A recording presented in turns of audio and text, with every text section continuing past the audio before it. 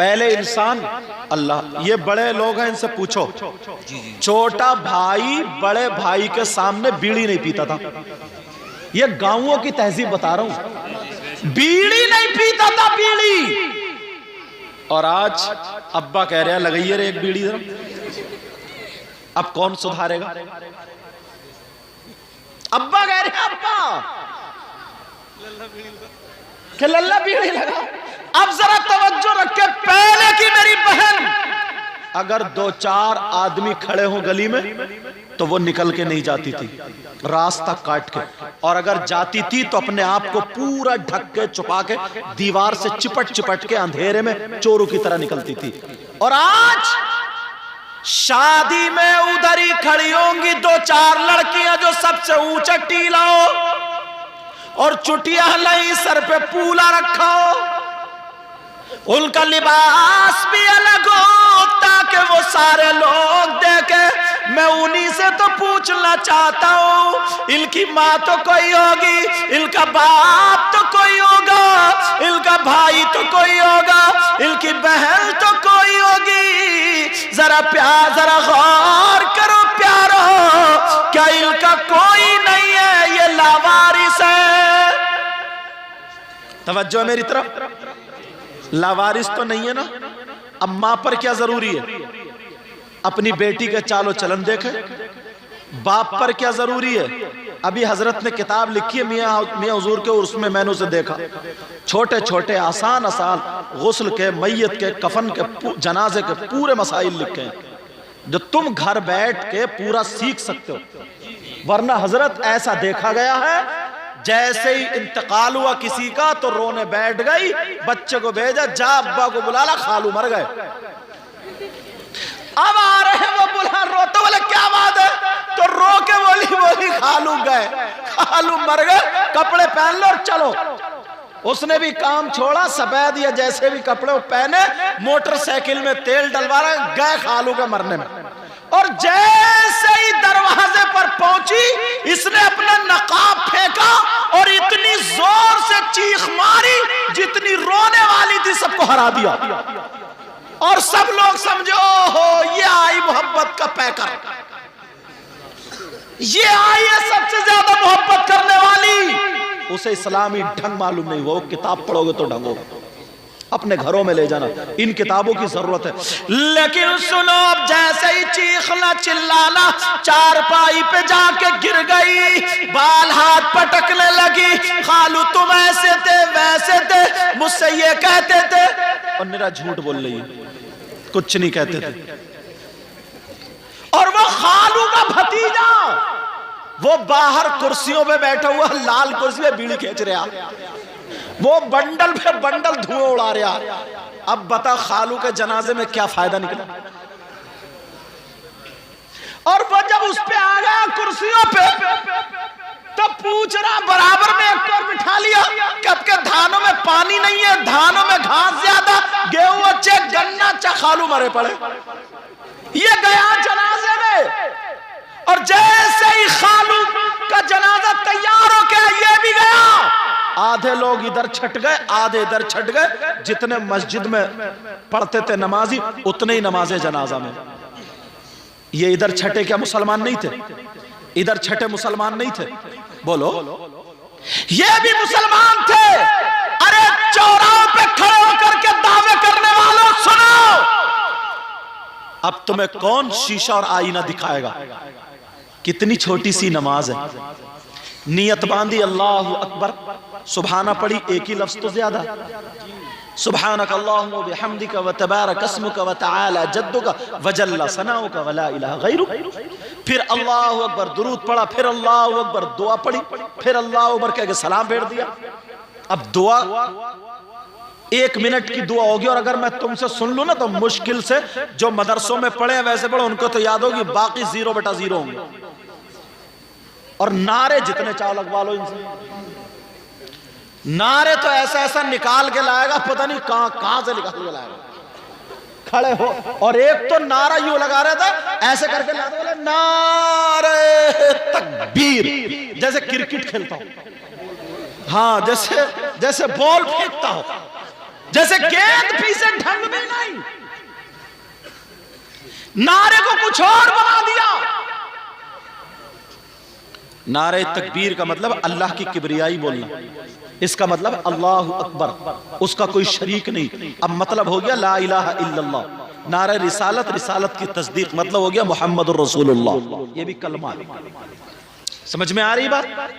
1 minute की दुआ, अल्लाहुम्मा ग़फ़िर लि हय्यिना व मय्यितिना व शाहिदिना व गायबिना व सगीरिना व कबीरिना व ज़करिना व उन्साना, अल्लाहुम्मा मन अहयैतहु मिन्ना फ़अहयिही अलल इस्लाम व मन तवफ़्फ़ैतहु मिन्ना फ़तवफ़्फ़हु अलल ईमान। नहीं कर सकते हो? लड़ेंगे, ये तक पता नहीं होता कि मुर्दे को गुस्ल कैसे दिया जाएगा, मुर्दे के, मर्द के कितने कफन के कपड़े, औरत के कितने कफन, वो सब उस किताब में लिखा। मुझे बहुत पसंद आई वो किताब। अपने घरों में अपनी बच्चियों को किताब पढ़ाओ। 500 रुपए का जो रिचार्ज हो रहा मोबाइल, हमारी बच्ची 2 महीने में 3 महीने में फूंक देती। बाप इतना बड़ा लापरवाह है और माँ इतनी बड़ी लापरवाह है, बस इसे कोई मतलब ही नहीं है। जिसकी बेटी यार बगैर दुपट्टे के घूमती हो और वो बाप समाज में सर उठाए बड़ा। जिसकी बेटी शादी में यहां तक कि आस्तीन का पहने हो और उधर ऊंची सी जगह पे खड़े होकर 2-3 लड़कियां दांत फाड़ती हो, हंसी मजाक करती हो, ठिट्ठे करती हो, और उसका बाप भी देख रहा, चचा भी देख रहा, ताऊ भी देख रहा, मामू भी। कोई अंधे तो है नहीं? अल्लाह माफ फरमाए, सब देख रहा, सब। कहां गए ये मां और बाप?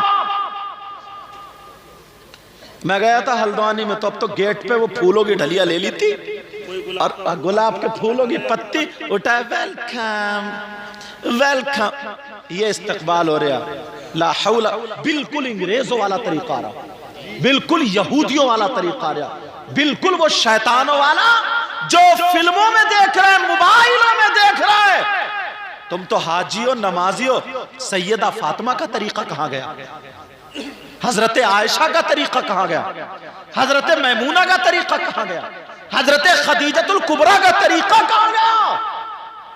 बोलने को सब बड़ी बड़ी बातें। अभी अगर फतवों की बात आ जाए ना, किसी इमाम से कोई इतनी सी बात हो जाए तो ऐसा ऐसा कुकड़िया हुआ गेट पे खड़े होकर के ऐसा ऐसा मसला निकालेगा, ऐसा ऐसा मसला निकालेगा और संभल के अलहम्द याद नहीं होगा। रोना तो यही आता, बात तो यहीं से निकलती है। अल्लाह अल्लाह, मैं चलूं तो 4 बातें इस्लाही तुम्हें दे दूं। बहुत सारे लोग गुनाह करते हैं, तो मैं जो बता रहा था, ये सांसें, ये सब कुछ अल्लाह ने दिया ना। आज हमें ये दे देता तो लोग शुक्र अदा करते हैं, टोपी अमामा शरीफ दे देते हैं, शुक्रिया अदा करते हैं। तुम्हें अल्लाह ने इतनी चीजें दी, शुक्रिया अदा करते हो? रात को सो जाते हो, सुबह को उठते हो, दांत मांजे भाग गए। अल्लाह का शुक्रिया अदा करते हो क्या? अरे हर सांस पे अल्लाह का शुक्र अदा करना चाहिए, मगर हर सांस पे शुक्रिया अदा करने का तरीका मैं बताऊं। सिर्फ मुसलमान 5 वक्त की नमाज पढ़ ले, 5 फजर की नमाज पढ़, पढ़ने के बाद तेरे हाथ ऊपर को, आंखों में आंसू हो और तू कहे मौला तूने ये सांसें दी, मैंने तेरी बारगाह में सजदा किया, मौला तेरा शुक्र है।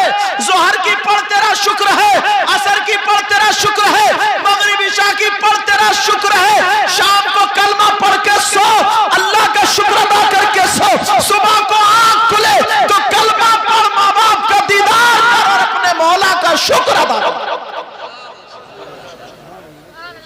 8-8 दिन जाके मस्जिद को नहीं झांकता, 8 दिन गुजर जाते हैं बाज बाज, और बाज बाज तो इतना गंदा रहता है, नापाकी घूमता रहता है, इसे चैन कैसे पड़ जाता है, इस्तिंजा नहीं करता। बाज बाज ऐसे पूरे बिस्तर पे घोड़ों की तरह लौट रहा, नापाक कहीं नापाकी हासिल करता। समझे? जिस्म को साफ रखा करो, फिर देखो तुम्हारे अंदर कितनी खूबसूरती बढ़ेगी, तुम्हारे अंदर की बीमारियां खत्म होंगी। ये शैतानियत जब निकलेगी तो ये बीमारियां खत्म होंगी।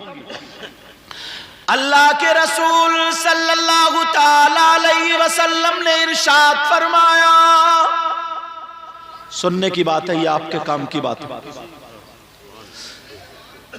एक मुजरिम ऐसा है, एक गुनाहगार ऐसा है, एक खताकार ऐसा है, एक गुनाह करने वाला ऐसा है जिसकी दुआएं कबूल नहीं होती, और दुआओं पर ही मौकूफ नहीं है, उसकी नमाजें भी कबूल नहीं होती, उसके रोजे भी कबूल नहीं होते, ज़कात और हज भी कबूल नहीं होता। कौन सा ऐसा जुर्म करता भाई वो? कितना बड़ा जुर्म करता होगा, कितना बड़ा गुनाह करता होगा। सही बता रहा हूं, 40% हम लोगों में वो है।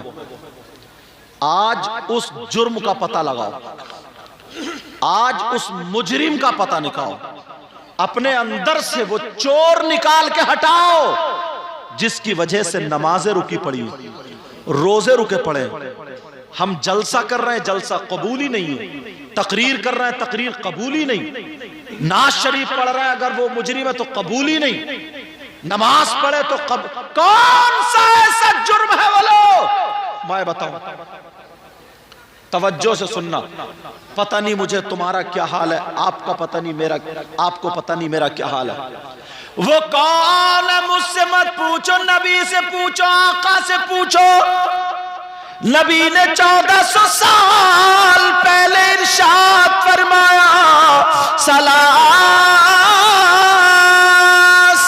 ला यक़बलुल्लाहु अज़्ज़ व जल सर्फ़न वला अदला, आक़ व मन्नान व मुकद्दिबुन बिक़द्र।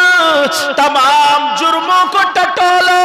नबी फरमाते हैं, 3 तरह के लोग ऐसे पाए जाते हैं। कितने तरह के लोग? याद रहेगा, उनमें से एक तो बताऊंगा ही जरूरी। कितनी तरह के लोग? और लोग बोल रहा हूं, इनमें औरतें भी शामिल हैं। 3 तरह के लोग ऐसे। नंबर 1, याद कर लेना, अब गिनाने जा रही हूं, फहरिस्त खोल रहा हूं। कौन मुजरिम ऐसा जिसकी नमाजें कबूल नहीं? रोज बात तुम्हें छोटी लगेगी, घर घर ये मामला पहुंचने वाला। अल्लाह हम सबको उससे महफूज फरमा। नबी फरमाते 3 तरह के। नंबर 1, अला